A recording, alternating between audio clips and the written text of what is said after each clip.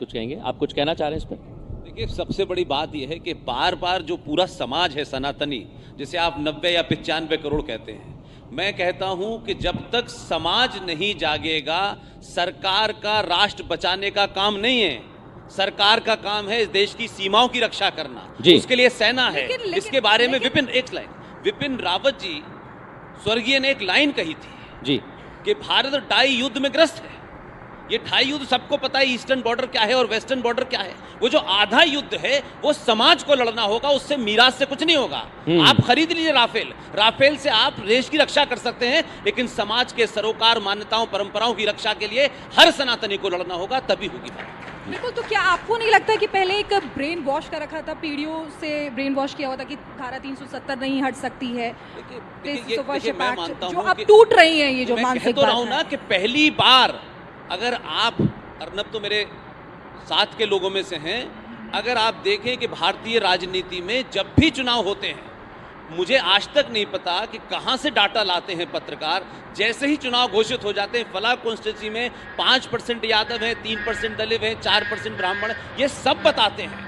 आपने आज तक भारत में जो वोटिंग की है वो यादव, ठाकुर, बनिया, ब्राह्मणों के की है। और लोग कहेंगे कि 2014 हो गया। मैं कहता हूं 2014 होने से पहले भारतीय समाज ने पहली बार सनातनी होकर वोट दिया, इसलिए बदलाव हो रहा है। मैं एक श्लोक लिखा हुआ है, मम देशो भारतम, मम भाषा संस्कृतम, जन्मभूमि स्मारकम भारतम भारतम। तो यहाँ जाति की तो बात ही नहीं है महाराज जी। मैं एक बात कहना चाहता हूँ, सनातनी और सन्यासी कभी किसी जाति को मानता ही नहीं। हम लोग अपने विचार से चर्चा करते हैं, कर लेते हैं, परंतु मैं एक चीज़ समझता हूँ कि जब राष्ट्र का उदय होता है, हम छोटे थे तो पढ़ते थे, ऐश्वर्या बाबू, हम छोटे थे तब पढ़ते थे, तब गुरुकुल में पढ़ाया जाता था कि राष्ट्र देवता है और जनता उसकी आत्मा है। जब आत्मा खड़ी होती है तब आप परमात्मा को परिलक्षित होते देख पाते हैं। मगर आज एक महत्वपूर्ण पल, एक महत्वपूर्ण दिन, और मुझे लगता है ये महत्वपूर्ण पल और महत्वपूर्ण दिन उसलिए हो जाता है, राम मंदिर बनते कौन सी आंखें देख रही हैं, कितने लोग बैठे हैं, ये सब की आंखें राम मंदिर बनते देख रही हैं। ये एक मिनट शिखा, एक मिनट, ये सब की आंखें ज्ञानवापी पर चर्चा होती देख रही हैं। आप सोचिए कि कौन सा ऐसा देश है जिसका देवता अदालत में खड़ा होता है।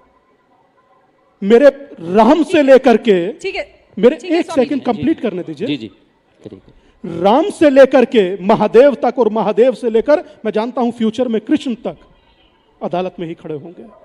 मगर फिर भी ना ये राष्ट्र झुका है, ना ये राष्ट्र थका है, ना ये राष्ट्र रुका है, ये निरंतर चला है। और ये इसी निरंतर चलने में जो आज पीछे नाम देख रही हैं आप, राष्ट्रवाद। बहुत बहुत धन्यवाद, आभार अर्णब भाई आपको, और यूं ही इसी तरह उत्तरोत्तर वृद्धि करते रहिए। महादेव आपकी रक्षा करे। नमस्कार, प्रणाम।